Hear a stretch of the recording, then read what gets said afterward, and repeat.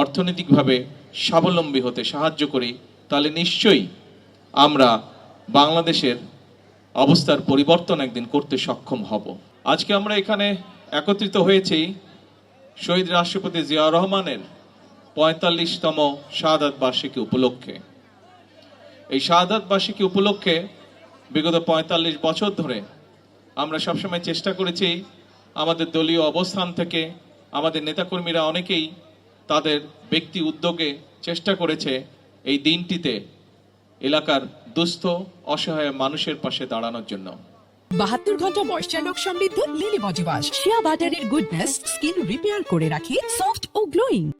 আমরা এই মুহূর্তে এমন একটি এলাকায় এই অনুষ্ঠানটি উদযাপন করছি যেখানে বহু মানুষ সচ্ছল অর্থনৈতিকভাবে স্বাবলম্বী মানুষ আছেন। এই সকল মানুষের কাছে আমি বিনীত অনুরোধ করব যে আমরা প্রত্যেকটি মানুষ যারা সচ্ছল, যারা অর্থনৈতিকভাবে স্বাবলম্বী, আমরা যদি আমাদের আশেপাশে এইরকম অসহায় অসচ্ছল মানুষ যারা আছেন তাদেরকে যদি আমরা অর্থনৈতিকভাবে স্বাবলম্বী হতে সাহায্য করি, তাহলে নিশ্চয়ই আমরা বাংলাদেশের অবস্থার পরিবর্তন একদিন করতে সক্ষম হব।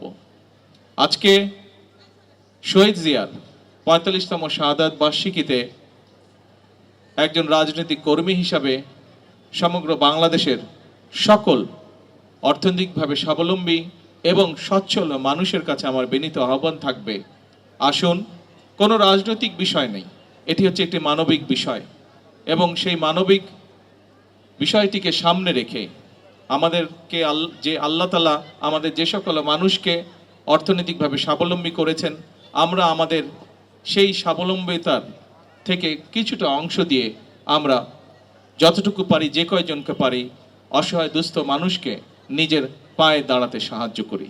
শহীদ জিয়ার ৪৫তম শাহাদাত বার্ষিকীতে এটাই হোক আমাদের সেই প্রত্যাশা, এটাই হোক আমাদের সেই চাওয়া।